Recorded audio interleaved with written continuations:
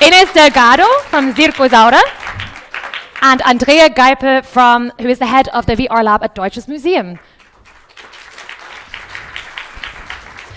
And I have the very, very great pleasure to hand over to you to the wonderful Mechthild Eickhoff, who is the chair of this track and who will lead this session. Mechthild is the former head of the U2, the cultural education here at the U, but now she leads the Fonds Soziokultur in Bonn. So if you have any questions or thoughts, don't forget to type them into Menti. And with that, I'll pass on to Mechthild. Welcome, everybody. Thank you. Thank you very much. Now I've got to go to the phone. A little bit of drama first.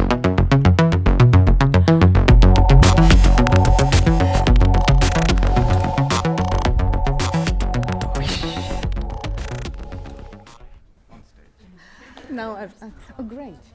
Thank you. Yes, very warm welcome. Thank you very much. Thank you very much. I'm Mechthild Eickhoff, as wonderful Corey, already mentioned. And I worked here until last year, and now I changed to Fonds Soziokultur. I will explain later. Thank you for coming. Thanks for my wonderful track one. And I really, I have to apologize that we interrupt this wonderful concert. Thanks, Caroline, again. But I think this is already kind of a concept here, which means, could you accept a piece of music performance as a keynote? And this is something we are already in, thinking and being a kind of mix, analog and digital, and turn and cross-thinking. So thanks very much for your keynote, for a keynote about identity, and very personal one. Thanks very much again.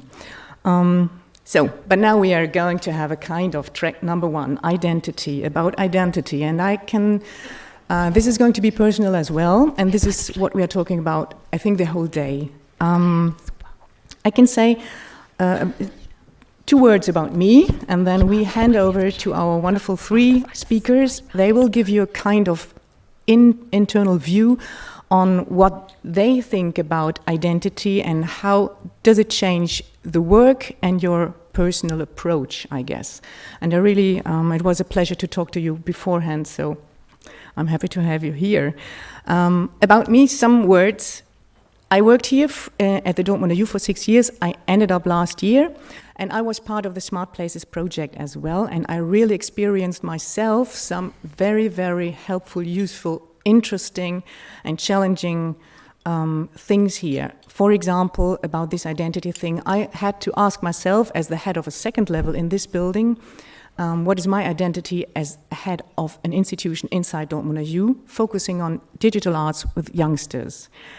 And I want to give you a brief 2 examples what we challenge in this SMARTplaces project in cooperation with Bilbao, Azcuna Centroa, thanks for that, and Ethiopia and Zaragoza. For example, we work together with the skating people, skating around the building. I think you already noticed that around the building a lot of skaters doing their wonderful way of moving.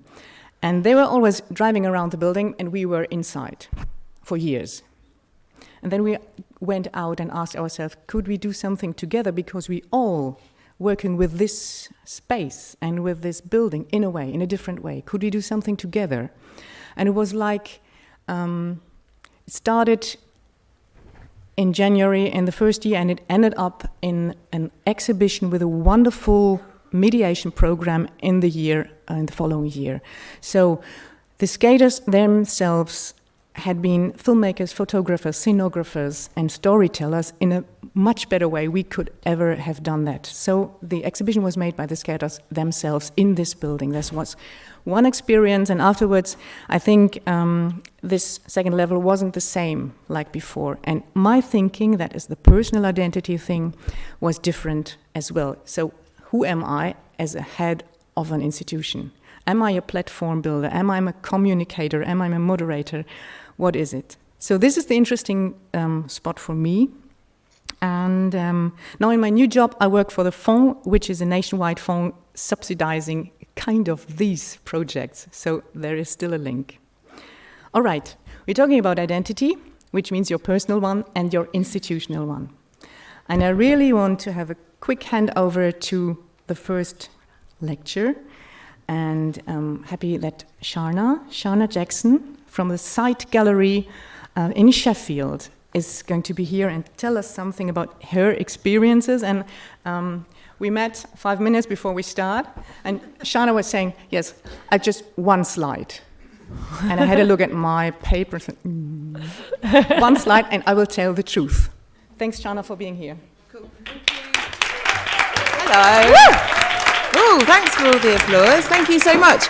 Normally I do have loads and loads of slides, but today I've just got one, and I will explain why that is a bit later. But hello, everybody. I am Sharna Jackson, and I am a children's author, and I'm also the artistic director of Site Gallery. And Site Gallery, for those of you who haven't heard of our institution, is a contemporary art gallery in Sheffield, England. It's in the north of England. And we focus on new media, moving image and performance, which means that our remit is inherently digital. I started at Site Gallery in 2018 after the gallery was closed for 18 months for a period of expansion. So it was a really good time to start because I could jump in and take the credit for all of that build. But also it meant that I could question the very core of what it is that the gallery did and reinvigorate its remit. And indeed, there's a publication in the UK called Freeze, and there was a bit of excitement around my appointment because I was like young-ish and black and a woman, and it was one of the first appointments of somebody like me in a contemporary art space in the UK. So there was some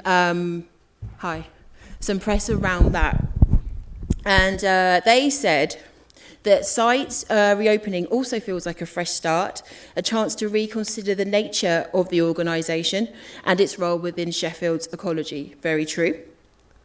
And it said, Jackson's background in digital and social engagement positions her appointment as indicative of a growing trend towards recalibrating a growing trend across the sector towards recalibrating the priorities of the gallery to be more focused on engagement and to integrate that with exhibitions to make it part of the main course rather than a side dish. And I agree with all of that, and that's indeed what I said. I wasn't misquoted, and the fact that I've said it in public means I've manifested it now, so it's true and I have to do it. And indeed, digital and participation and engagement is absolutely what I do. And this desire has come from the years I'd worked at other places. So I've worked across culture and startups. So I've worked for the Broad in LA, Science Museum, V&A, all of those places. But my biggest job, the job I'm most famous for, is working at Tate. And I was at Tate for about 8 years, and I was responsible for creating a platform for them called Tate Kids, which back in 2008 was a big deal. It's not anymore. But that was my main job. And what it was a way to encourage children and young people to engage with arts and culture and Tate's collections in the UK and internationally. And it was great. And while I was at Tate, I left in 2013, and the last thing that I did there was contribute to the strategy for 2013 to 2015. And it was by our then head of department, John Stack, who's now moved on to Science Museum Group. And the title of that strategy was Digital as a Dimension of Everything. So there you go, this is why, that's my slide. And Digital as a Dimension of Everything was a bit of a manifesto of sorts, which talked about how Tate Gallery would include digital as literally a dimension of everything that they did across its collections, across its social platforms, within its job specs, within the communities that it created, like Tate Kids, and for fundraising. And because it had a catchy title, I was obsessed with it. I was obsessed with digital as a dimension of everything. And when I started at Site Gallery, and indeed during my interview, I would say what's your strategy, what's your plan? I was like, digital is the dimension of everything. Digital is the dimension of everything. And they were like, what do you mean? Are you going to make an app for every exhibition that we do? It's like, absolutely not doing that. Absolutely not. I'm a bit anti-app, and I feel like there's this fetishization, I can't talk today, of digital, as if it's something separate from what everyday people do. And in fact, if we are doing authentic engagement with our audiences, we have to be we have to recognise and be mindful that digital is part of everybody's everyday life. So no, we don't make separate apps for every exhibition. But people will ask me, so what are you going to do? So I took this digital dimension of everything and started applying it to the work that I was doing at Site Gallery. And it's kind of, the work has fallen into three kind of tranches, and they are people, place, and program. And I just want to tell you some of the things that I've been doing and where I've had some pushback actually.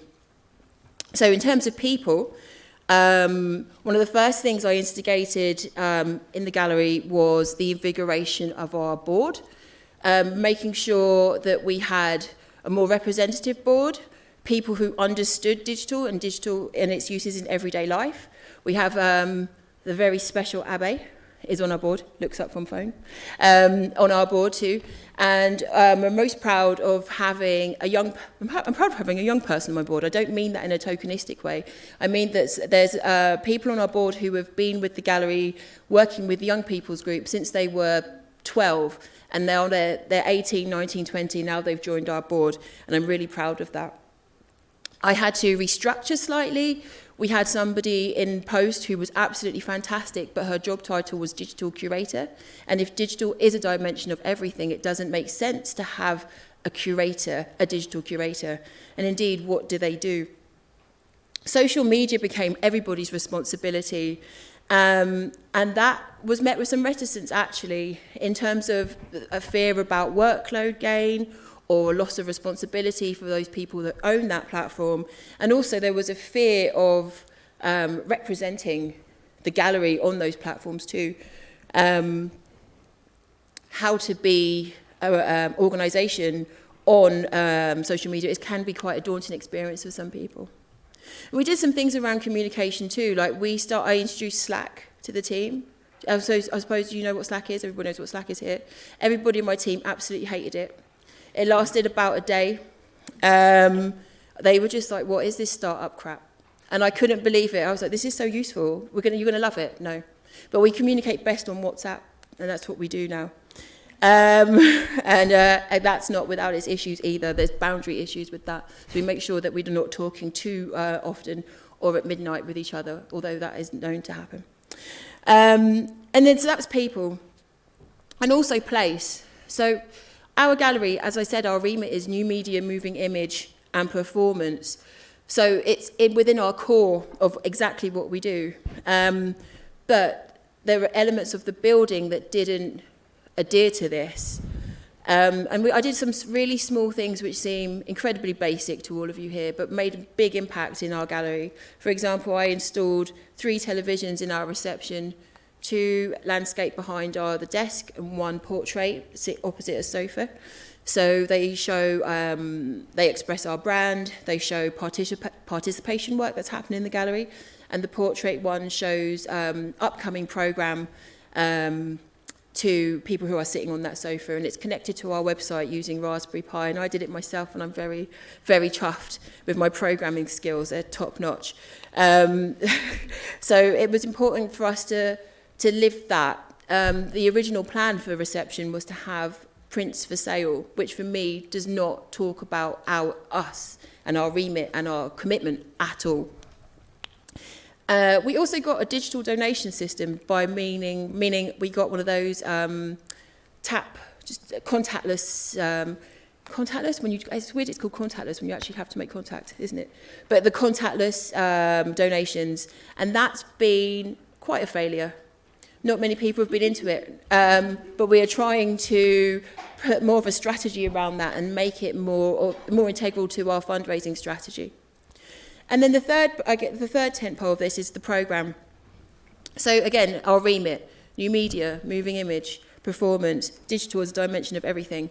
We've been sticking to that as much as we can, but like I said, our building does not quite lend itself as much as I would like to that.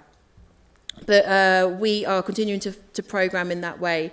And we have an exhibition coming up in September with a Dutch-Brazilian artist called Rafael Roosendaal, who I'm sure some of you have heard of. And that's going to be our flagship digital exhibition, and we're building a digital promotion strategy. Oh God, I sound such a marketeer. Digital promotion strategy around his exhibition. But we're making his exhibition like the core of the year, and it's going to be absolutely fantastic. And as part of this, adjacent to this, we are creating a digital platform. Gosh, I'm creating like an addition to our website. So our website at the moment is very much about, it's doing what the website should do. It's offering opening times. It's telling you when the cafe's open. It might even tell you what's on for lunch that day, and those kinds of things. But for a gallery like ours, it's important that there's space for both artists and audience to engage critically with what they're seeing, and a space to create too. So we're having an additional element to our website. So those are some of the things that we've been working on, using this digital as a dimension of everything as like the guiding light. And I was just thinking back to the question of this session, which is, how does digital help us to understand who we are? Well, for me, for our site gallery, it's integral to what we do. And we have to make sure that wherever we are, on whatever platform we're doing, the engagement that we are making with our audiences, remembering that we ourselves are our audiences too, is that it's absolutely authentic, it's real, it's true to us, and everything that we do comes from the heart. So digital as a dimension of everything, copying Tate's strategy and bringing it to a smaller organisation, it kind of works, but there are definitely pitfalls there. Yeah, I'm like, oh yeah. I mean, we can delve more into it if you've got questions. But to wrap up, I would just say, like, keep it civil. I would, yes, digital as a dimension of everything was a really good. A good format for us to push through some change, but it's definitely one that's worth questioning. Thank you.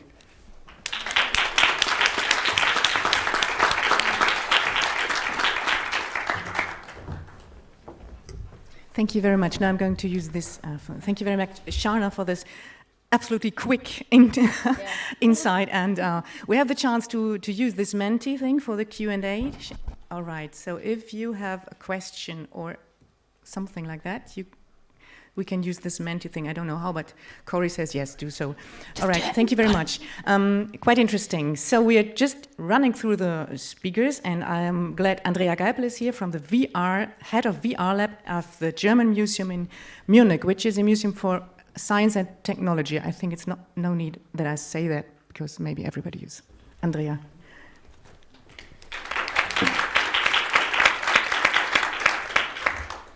Yes, thank you very much and welcome. I was told to take you with me on my journey, my very special journey, which I called the journey from muscles to displays. You're going to see why. So I start here, no worries, that's me when I was 2 or 3 years old. So I will tell you everything about me starting from 2 years old until now.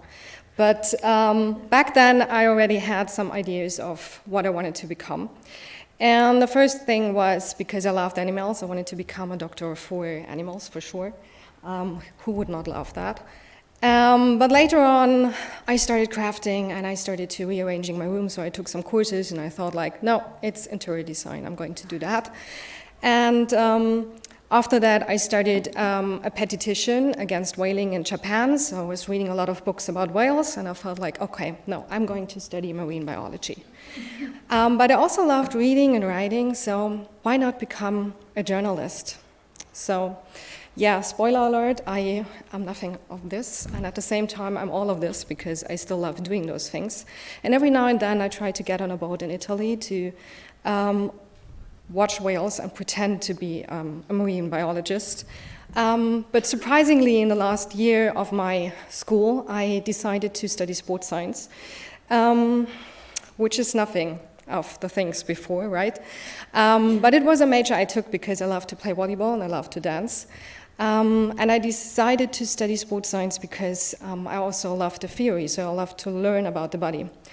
And when people hear I studied sports science, they most think of me just being very sportive. I'm a little bit sportive.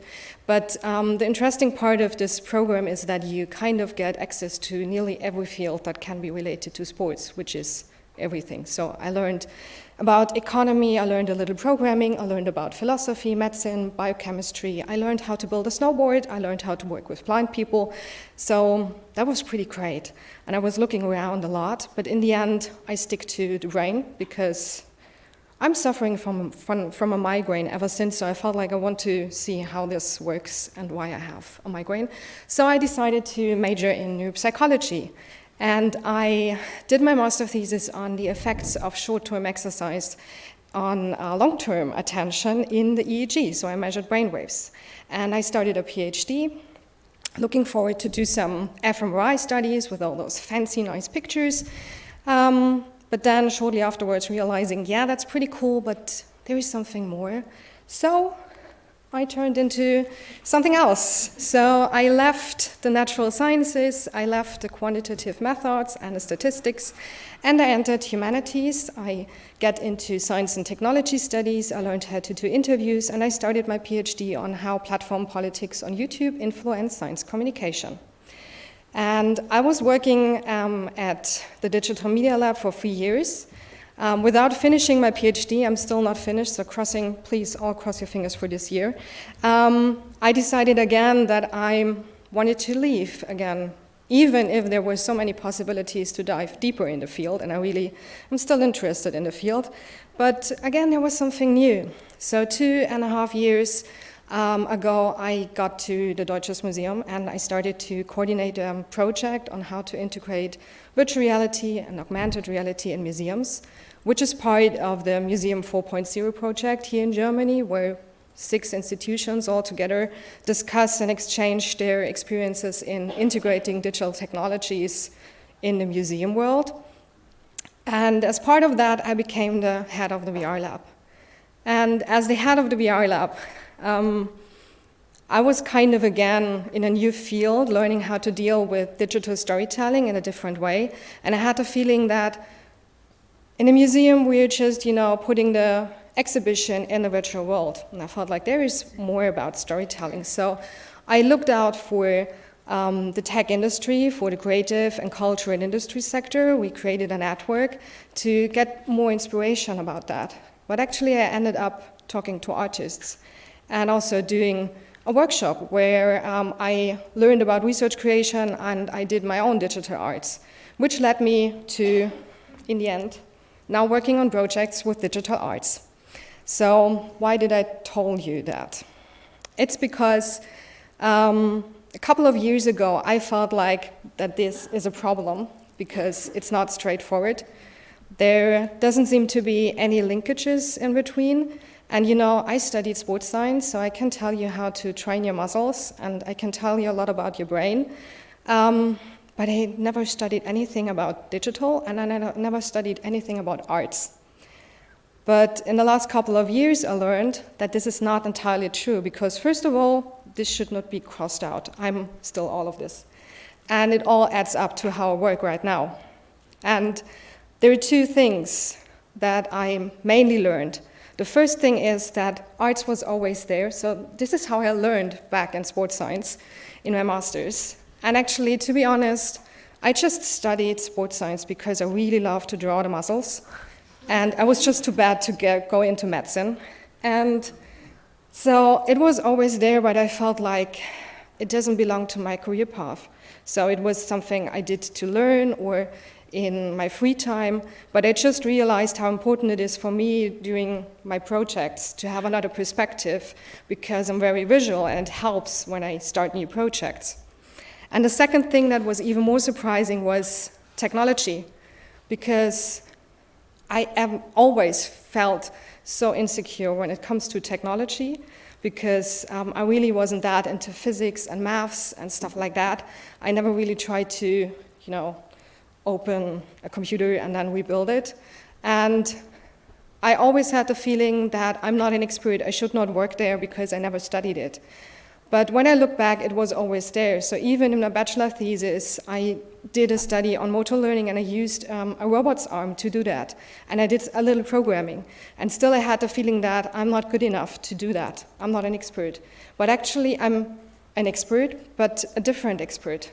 Because it's not about, for me, to develop software or to create the VR sequences by myself. I'm another expert. I'm an expert of different languages. I'm an expert of different languages of different disciplines. And this is what I think is important when it comes to collaborative projects in digitization, especially in the cultural sector, because we need to work together, like museums. Not every museum can create their own database, their own platform. We have to work together. And even in the museums and the institutions between the different departments, when we start working together, we realize that there are so many different languages.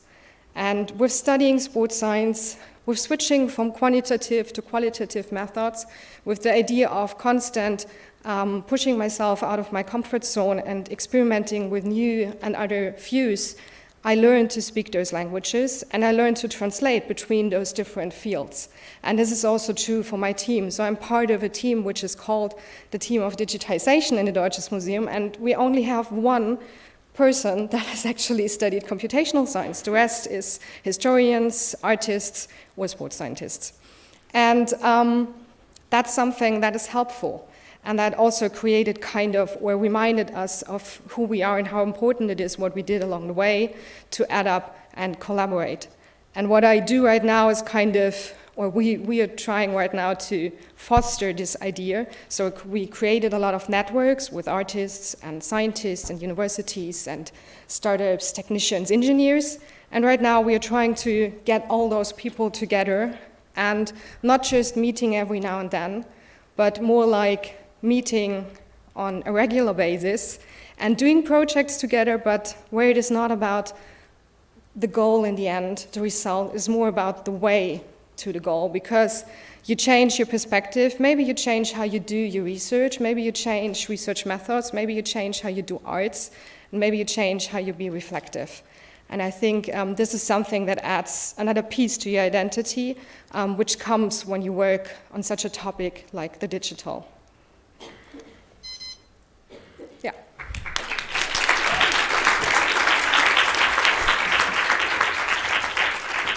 Thank you very much, Andrea. And we already heard some words like it has to come from our heart, and it's about community, and it's about translating things and cross-disciplinary thinking and acting and a community. Interesting, digital and these words. And all right.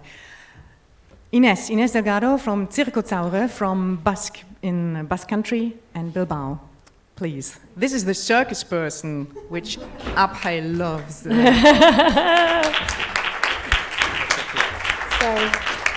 Yeah, that's too much pressure. Okay. I'm going to tell you a story. It's a story that started when we were invited to participate in a culture lab that was led by Skuna Centra, one of the partners of the smARTplaces project. That was the time where we first met Abhay, and that was where our journey started in a way, like 1 year ago.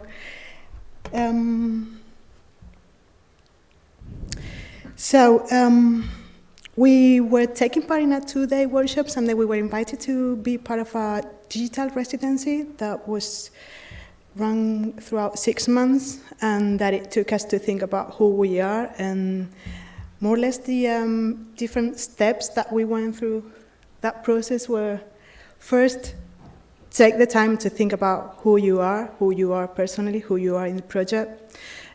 Think about what's your relation with the project, with the organization. Are you really where you want to be? Are you doing what you want to do? Why? Why do we do circus, and why do we do circus projects that we carry out and not others? Then we got like a photograph, like a picture saying, okay, this would be more or less the situation we are living in right now. And are we happy with this? Do we want to change something or not? So for us, as it has been mentioned before, it was like, if you want to think about digital, of course, first you have to start thinking about who you are in real life, not digital universe, because otherwise it's like it's not gonna match. It's not gonna be anything real. So who we are? We are a circus company. We are based in Bilbao. We are in an industrial area, in an old cookie factory. We are moving to a permanent circus tent, so that also is sort of a bit crazy for us. We are a center for professional artists. We try and improve the working conditions for artists in terms of artistic skills, management skills. We also carried out artistic residencies for professional companies there. We are a circus school. We run out training lessons throughout the year on a yearly basis in-house in our building, but we also work with other schools in the community and with other public schools also, and we carried out like on-site projects. But we also see ourselves as a bridge. We also try to put in place tools so that people that are not professional but want to be professional artists in the circus fields really have the chance to do that. Of course, we can do it because we are partly public funded, so we can carry out projects to do this. One of the first discussions that we went through was like, okay, we've been talking about who I am. I am Inés. I'm working on the management team. I sort of decide what the team is doing and the projects we carry out. And then we do this with all of the members of the team, and then we have to decide whether that goes along with the project and whether there's a gap or not there.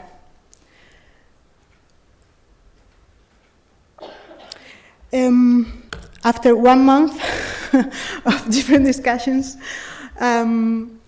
we wanted to be conscious of what really our goal is, because at the beginning our main problem was that we were feeling we did so many things that when it comes to digital we are not able to communicate, and sort of like we were not comfortable with the digital image that we thought we had. So our goal really, we agreed on, it was an open window to the circus arts. We do what we do because we think what we do is good, well, good for the community, not that it's good, like it's good. And we wanted to sort of open the door a bit and let the people and the community see what we do there.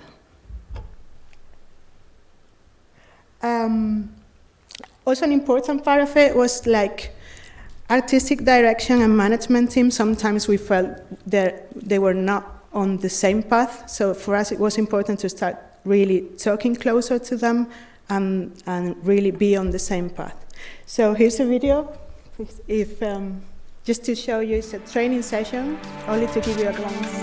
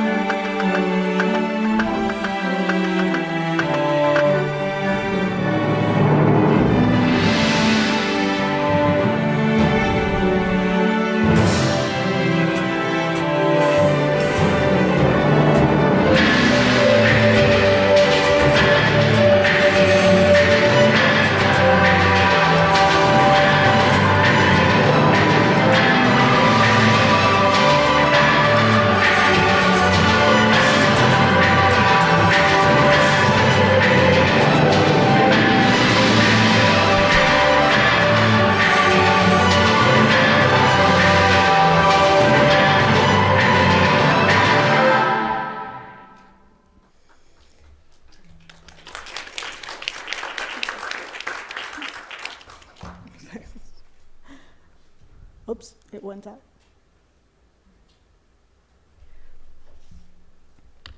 Anyway, that was only just to give you an idea of what we do. Our future is like, I told you we have this circus tent. That means for like new challenges, what we were really working on is that, okay, we have to change the way we do things. We have to match the real life, the things that we carry out in the office with the image we give outside, because we felt there was a gap there. It was really helpful what we got from Abe, and we're still working on that part, and it's a hard work, a sort of mindfulness state on our everyday tasks. Thank you.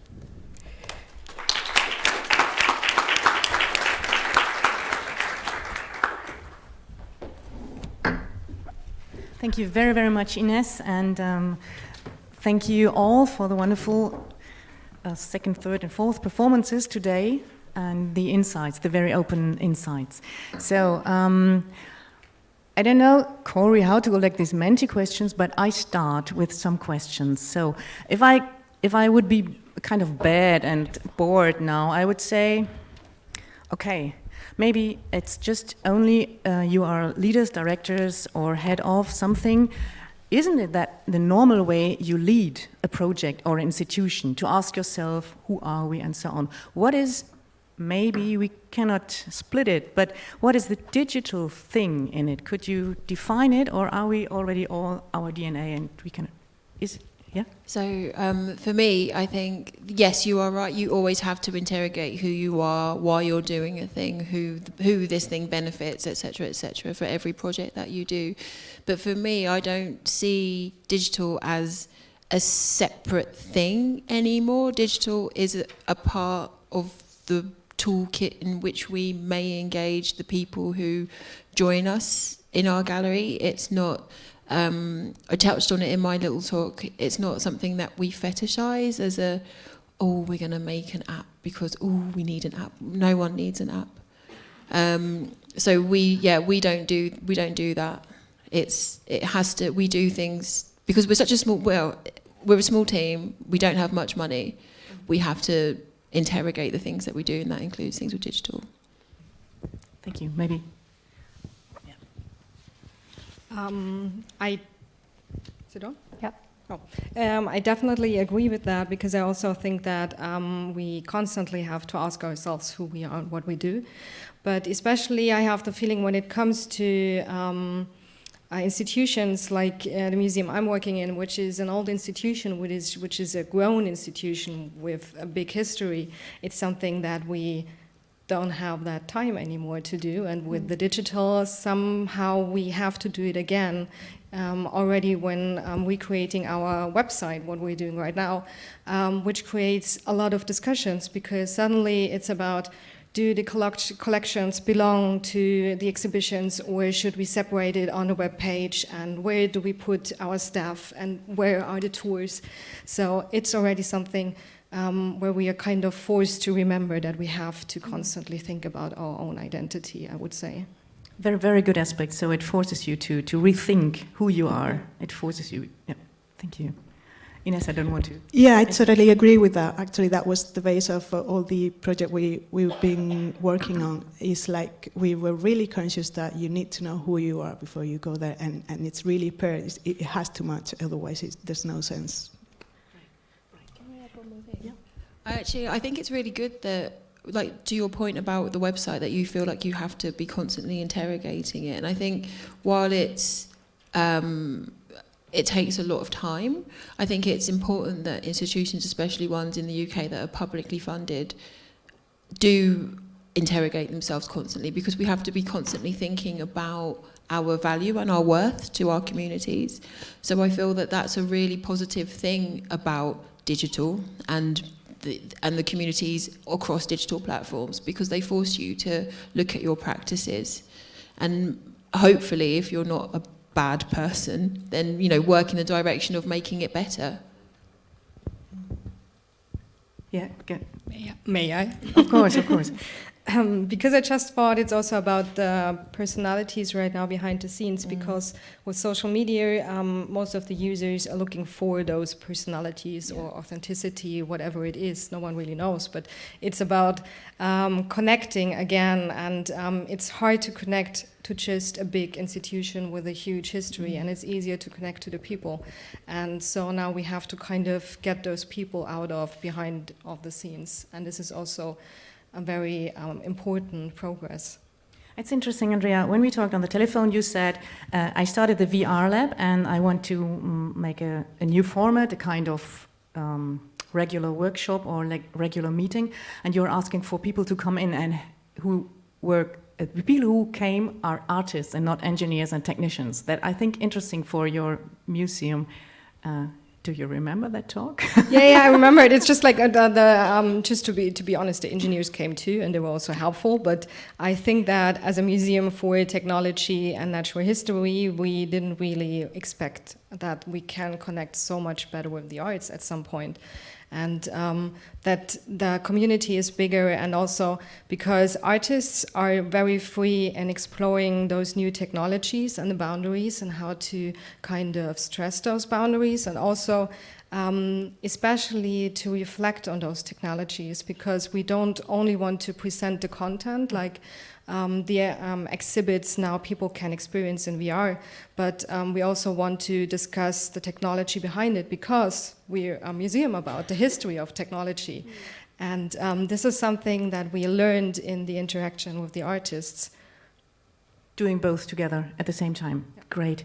Inés, about the artists, you tell sometimes it's necessary to communicate between the management and the artists. Sure, yeah.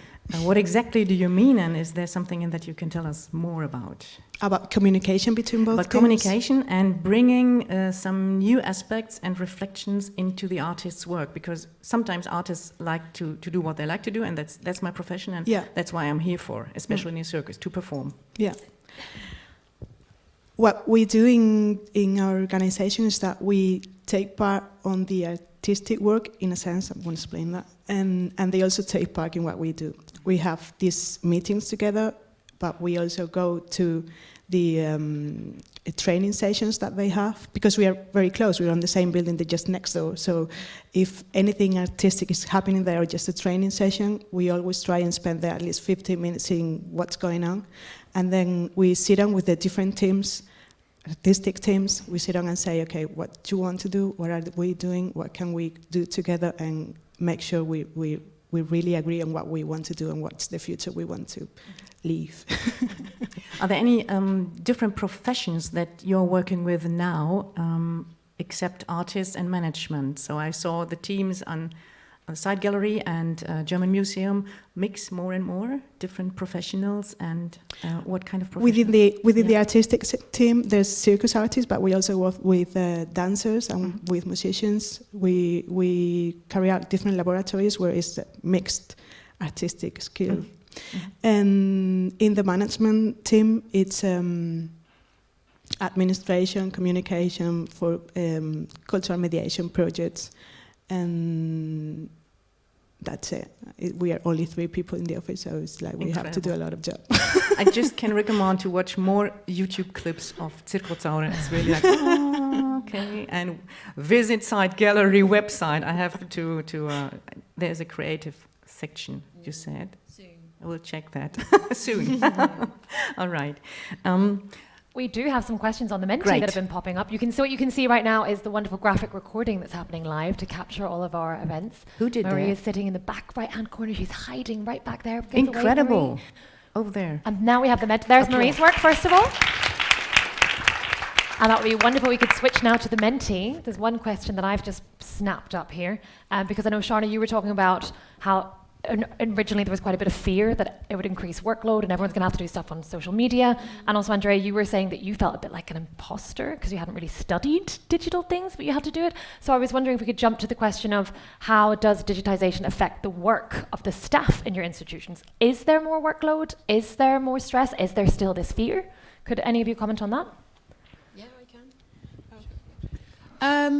So Site Gallery doesn't have a collection. So digitization of a collection is not relevant for us. But that moving to different voices in the organisation, like what you're talking about, yeah, there's definitely, there has been effects. Like I said, there was that fear.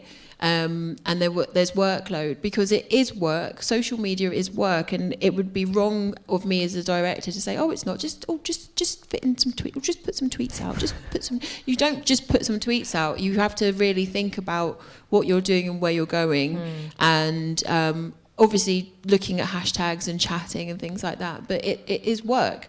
So there does need to be, someone needs to be having an overarching view of what's happening across those platforms.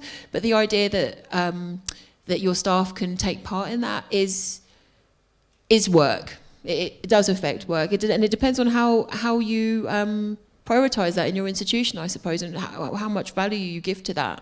It will determine where you put that up in your priorities list, I suppose. Yeah.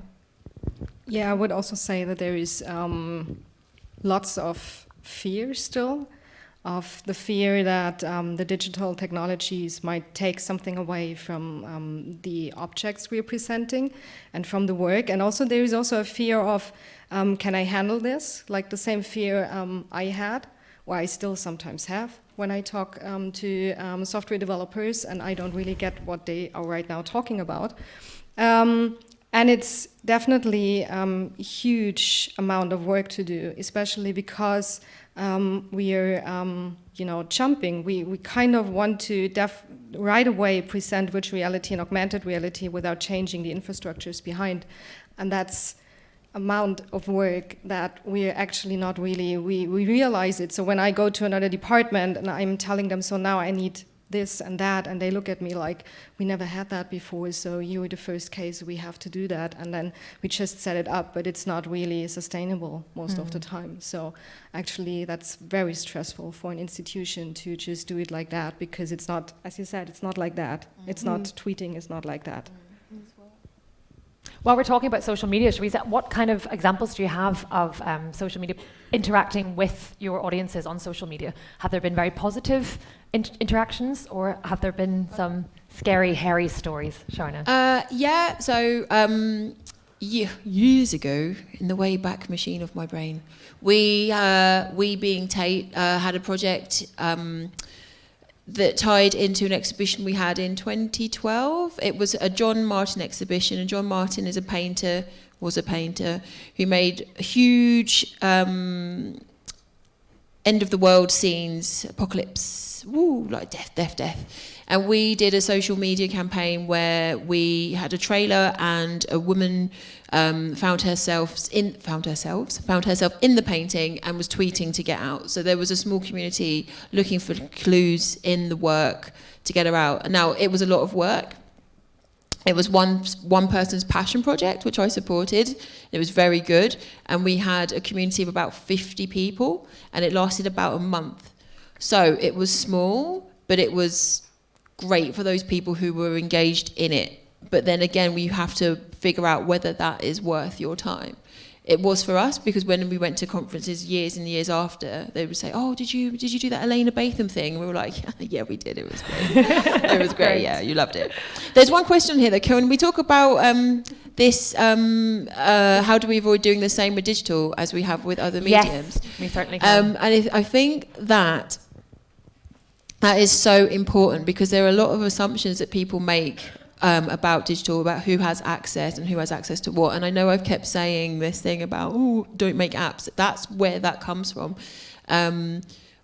We being Tate, Site, me, build things in HTML, as most people have access to mobile HTML and HTML on their browsers. And I always make a point of not building necessarily to the latest tech, like the latest specs of things, to ensure that people in schools can use it, people on slow broadband connections, if they're on broadband indeed, can use those things. So it's been mindful, and I spent lots of time in startups excuse me, where it was like, right, now we've got to do it for iPhone XXX, PPXP, and it's like, well, only like 1% of people have it, and this is a thing for kids, so why the hell are we doing it for this?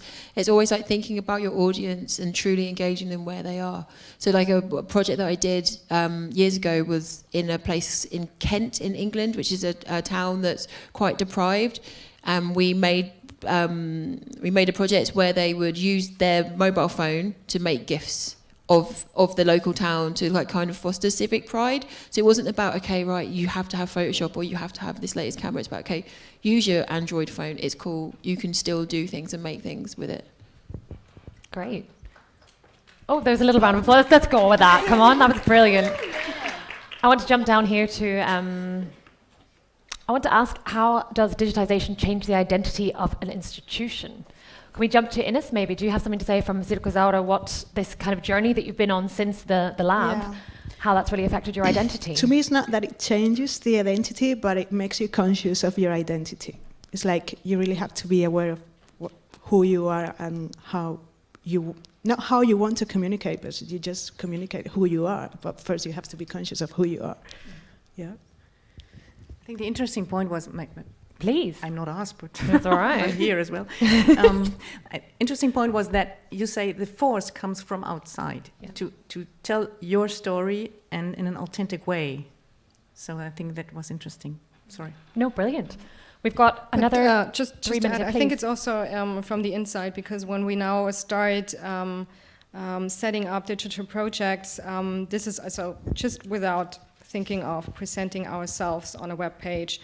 It's also about how do we want to work together in the future. So how do we collaborate? How is the department for all those digital technologies integrating, or how can we be integrated actually? How are we interacting with the creators, with the department for education? And this is also something that is becoming aware of who we are, but also I think not changing who we are, but changing how we work maybe together, or how we name something. Yeah, and maybe in 10 years we are not talking anymore about Department of Education and Department of Curation. Hopefully. Sorry. Yeah, I was also saying that it also changes the way you engage communities in a way. We work very much like in physical with the community we are working in, but also it's like through digital we can engage communities in a different way. Of course you have to be aware of those barriers you were mentioning before, but it also gives you that other door you can open. Brilliant. We are out of time now, I'm afraid. There's 2 more questions that we didn't get to do. So if you did pose those questions, grab these ladies at the coffee break. They'll be happy to speak to you, I think I can say. Thank you so much for your time, everybody. Thank everyone from track 1.